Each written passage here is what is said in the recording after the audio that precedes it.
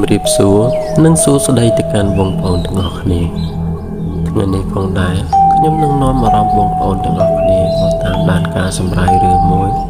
ដែលទាក់ទងជាមួយនឹងវិញ្ញាណខ្មោចនាំមនុស្សចូលទៅក្នុងគុម្ពឫស្សីរឿងរ៉ាវបែបនេះបងប្អូនប្រហែលជាទទួលជ្រាបបានខ្លះហើយមានបងប្អូនខ្លះក៏បានរៀបរាប់ដែរថាសូម្បីតែព្រះសង្ឃក៏ត្រូវខ្មោចនិមន្តចូលគុម្ពឫស្សីបានដែរគ្រាន់តែថាគុម្ពឫស្សីខ្លះជាទូទៅមិនដែលជាមានសកម្មភាពលោកបន្លាចអីនោះទេប៉ុន្តែគុម្ពឫស្សីដែលខ្ញុំលើកយកមកសម្រាយនៅពេលនេះគឺតាក់ទងជាមួយនឹងតាចាស់ម្នាក់ដែលខ្មោចនាំគាត់ខ្លាំងលើគុម្ពឫស្សីជារឿយគុម្ពឫស្សីនោះក៏តែងតែមានព្រលឹងខ្មោចព្រាយវិសាចនៅចាំលោកបន្លាចនៅទីនោះដែរមុននឹងឈានដល់ការរៀបរាប់ពីលោកតាម្នាក់ដែលត្រូវខ្មោចនាំចូលគុម្ពឫស្សីខ្ញុំនឹងលើកយករឿងដែលអ្នកភូមិដែលធ្វើដំណើរឆ្លងកាត់គុម្ពឫស្សីនោះដែលត្រូវខ្មោចព្រាយដែលនឹងលោកបន្លាចគាត់ឲ្យទៅដល់ខែ5ចន្លោះពីខែ2ទៅដល់ខែ4អ្នកភូមិតែងតែនាំគ្នាច្រូតកាត់ប្រមូលផលស្រូវជារៀងរាល់ឆ្នាំនៅថ្ងៃមួយវេលាម៉ោង4ទៀបភ្លឺពូផលគាត់បានបរទេះធ្វើដំណើរឆ្លងកាត់គុម្ពឫស្សីនោះដើម្បីទៅផ្លូវធ្លាឆ្ពោះទៅកាន់ស្រែរបស់គាត់នៅឯអអប់ឯគុម្ពឫស្សីនោះនៅចន្លោះផ្ទះអ្នកមីងម្នាក់ដែលគាត់គឺជាព្រាយក្បាល8ពីព្រោះគាត់ត្រូវបានស្លាប់ដោយការឆ្លងទន្លេមិនផុតនៅទីនោះព្រៃស្ដុកខ្លាំងណាស់គុម្ពឫស្សីដែលធំមានចំនួន3ទៅ4គុម្ពមានដើមស្វាយធំមួយកម្ពស់ប្រហែលជា20ម៉ែត្រឯគល់ស្វាយនោះអោបគ្នា5នាក់មិនជុំនោះទេជារៀងរាល់ថ្ងៃអ្នកដែលនៅក្បែរនោះជាពិសេសគឺផ្ទះតាលៀងតែម្ដងគាត់តែងតែឃើញភ្លើងព្រាយហោះចេញពីដើមស្វាយនោះចូលគុម្ពឫស្សី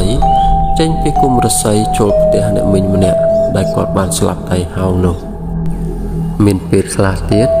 គាត់ក៏បានឃើញខ្មោចតៃហោងនោះបំពេកូននៅលើចុងស្វាយនោះក៏មានដែរឲ្យតែរៀងរាល់ថ្ងៃសិល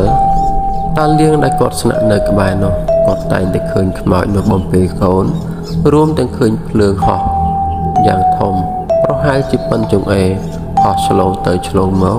ពីដើមស្វាយទៅគុម្ពឫស្សីពីគុម្ពឫស្សីទៅផ្ទះរួចហើយភ្លើងនោះក៏ហោះចេញពីផ្ទះនោះសំដៅមកដើមស្វាយធំនោះវិញលោកពូផលគាត់ធ្វើដំណើរទៅដល់ក្រោមដើមស្វាយនោះស្រាប់តែក្របីរបស់គាត់មិនព្រមដើរទៅមុខទាល់តែសោះនៅពេលនោះដែរគាត់ក៏ដឹងដែរថាប្រហែលជាក្របីនេះឃើញខ្មោចលោហើយមើលទៅដែលគាត់ជឿតាមពាក្យឪពុកម្ដាយរបស់គាត់ប្រាប់ថាបើសិនជាមានខ្មោចលោយើងត្រូវតែស្រែកជេរវាខ្លាំងៗទៅវានឹងឈប់លងយើងហើយនៅពេលនោះដែរពីផលគាត់ក៏បានស្រែកជេរខ្មោចនោះខ្លាំងដែលធ្វើឲ្យអ្នកនៅម្ដុំនោះភ្ញាក់ស្ទើរតែទាំងអស់ជាពិសេសគឺផ្ទះតាលៀងតែម្ដងស្រាប់តែគាត់ស្រែកជេររួចហើយស្រាប់តែភ្លើងនោះធ្លាក់ពីលើដើមស្វាយធំនោះមកចំពីមុខរទេះក្របីរបស់គាត់ដែលធ្វើឲ្យភ្លើងនោះបែកខ្ចាយរាយប៉ាយដូចជាកំជ្រួចបែកអញ្ចឹងគ្រាន់តែឃើញដូច្នោះពូផលក៏លោតចុះពីលើរទេះរត់មកផ្ទះវិញចោលក្របីតែម្ដងលុះបានប្រមាណថ្ងៃក្រោយមកទៀតមានចាស់មួយក្រុមពួកគាត់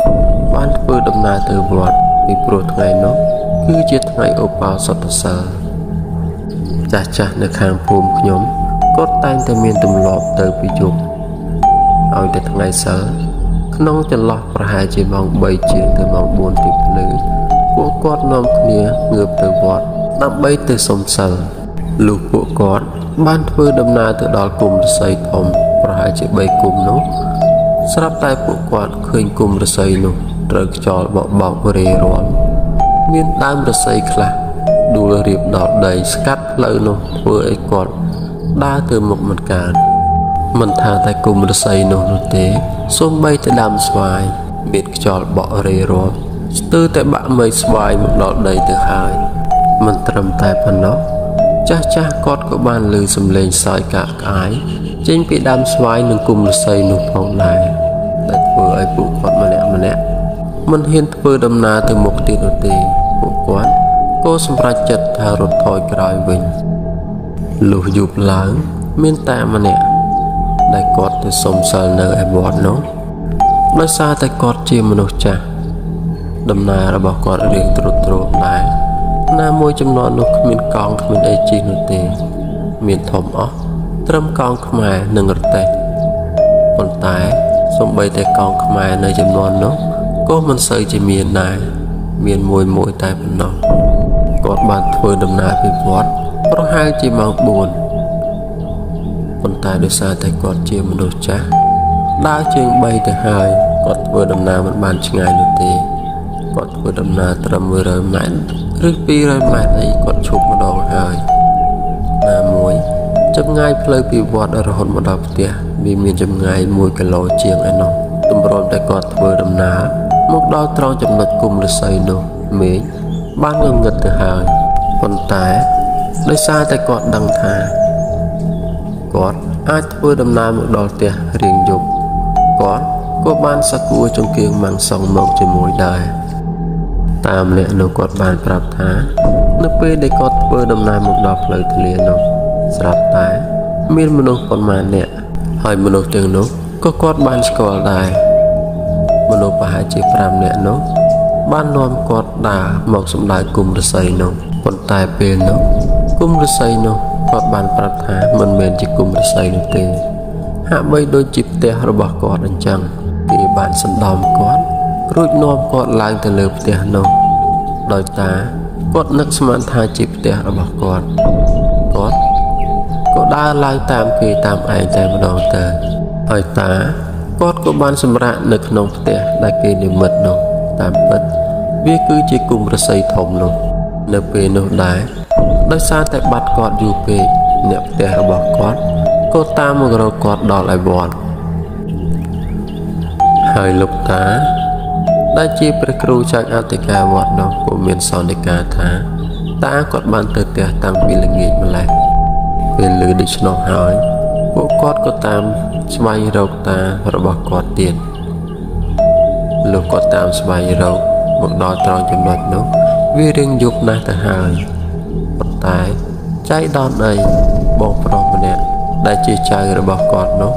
បានឃើញពន្លឺចង្គៀងម៉ាំងសងរបស់គាត់ភ្លឺផ្លុងនៅលើគុំឫស្សីដោយគាត់សង្ស័យណាស់សង្ស័យទៅខ្មោចនាំគាត់ចូលទៅគុំឫស្សីនេះទេពីព្រោះតែកាលពីមុនក៏មានរឿងហេតុកើតឡើងដូចនេះដែរនៅពេលនោះពួកគាត់ក៏បាននាំគ្នាស្រែកហៅតានៅក្រោមគុំឫស្សីនោះនៅពេលនោះដែរតាគាត់ក៏បានភ្ញាក់ប៉ុន្តែនៅពេលដែលគាត់រើខ្លួនគាត់ក៏បានប៉ះបន្លាឫស្សីធ្វើឲ្យគាត់មុតដៃមុតជើងយើងសាកស្រមៃថាបើទោះបីជាយើងក្មេងមានកម្លាំងក៏មិនអាចឡើងទៅលើគុំឫស្សីនោះកើតដែរចុះហេតុអ្វីគាត់ជាមនុស្សចាស់ហេតុអ្វីបានជាគាត់ឡើងទៅលើគុំឫស្សីនោះកើតម្យ៉ាងទៀតគុំឫស្សីនោះសុទ្ធតែបន្លាស្ដុកសំបីតែដាក់ចណ្ដាលឡើងយកតាមអ្នកនោះក៏ពិបាកនឹងឡើងផងកូនចៅរបស់គាត់ទម្រាំតែយកគាត់ចេញមកបានមេឃស្ទើរតែភ្លឺទៅហើយពីព្រោះត្រូវកាត់បន្លាតិចភ្នំដើម្បីកុំឲ្យមានគ្រោះថ្នាក់ទៅដល់លោកតាមអ្នកនោះហើយសាច់រឿងនេះខ្ញុំសូមបញ្ចប់តែត្រឹមប៉ុណ្ណេះសូមអរគុណសម្រាប់ការតាមដានស្ដាប់របស់បងប្អូនសូមជម្រាប